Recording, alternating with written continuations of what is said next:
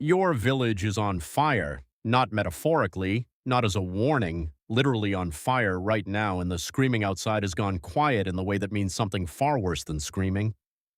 You are crouched behind a clay wall, pressing your children into your chest, listening to the sound of horses. Then the wall comes down. Welcome to the Arab conquest era, where your life doesn't end dramatically, it ends administratively. The soldier who grabs you isn't in a rage, he's doing inventory. You are immediately assessed with the cold efficiency of a merchant sorting grain. Young, healthy, presentable. You're not a casualty. You are going to the slave market in Mecca, and you just became the most valuable item in somebody's raid hall. Arab merchants focused overwhelmingly on women and girls. The demand for female slaves was so high that they routinely fetched double the price of men, with the ratio of captured women to men running 3 to 1. This isn't a war crime. To everyone around you, this is commerce.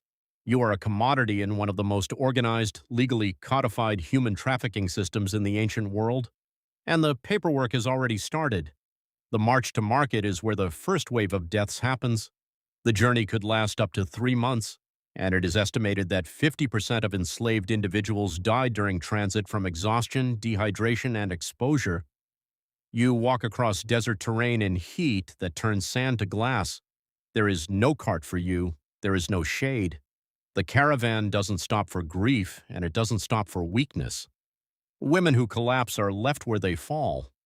You learn very quickly that the only asset you have in this situation is your ability to keep moving, so you move. When you finally arrive at the market, you think the worst is over. It is not even close to over. The slave market is not chaos. That's what makes it so horrifying. Women taken captive were brought directly to the slave markets of Mecca, where they were sold into marriage or outright slavery. The buyers are calm, the sellers are professional, there are price negotiations, there are disputes about quality. You are examined like livestock. Your teeth, your skin, your age, your appearance. Everything is evaluated with the dispassionate precision of a man buying a horse. Muslim soldiers in the early Islamic conquests were given female captives as a reward for military participation.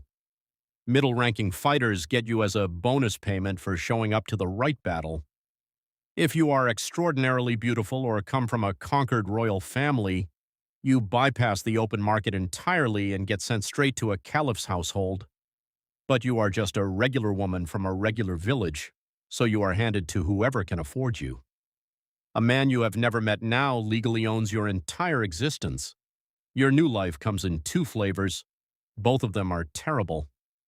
If you are assigned domestic work, you become what historians call a jariya, a household slave. Female domestic slaves lived hard lives, were often subjected to abuse from childhood, and rarely survived into their 40s. You cook, clean, haul water, grind grain, and serve a household that views your suffering as background noise. There is no day off. There is no complaint department. If you make a mistake, the punishment is immediate and physical.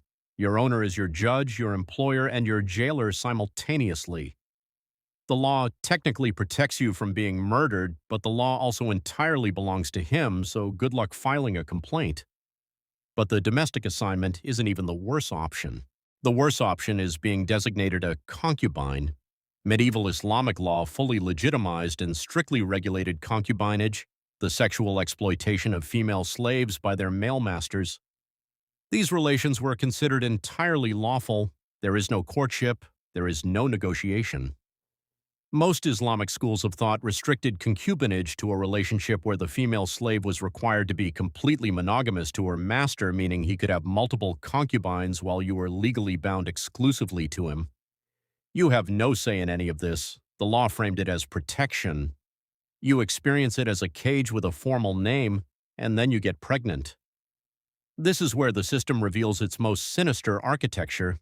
A concubine who bore her master a child acquired the legal status of walad, literally mother of the child, which meant she could no longer be sold and would automatically gain her freedom upon her master's death.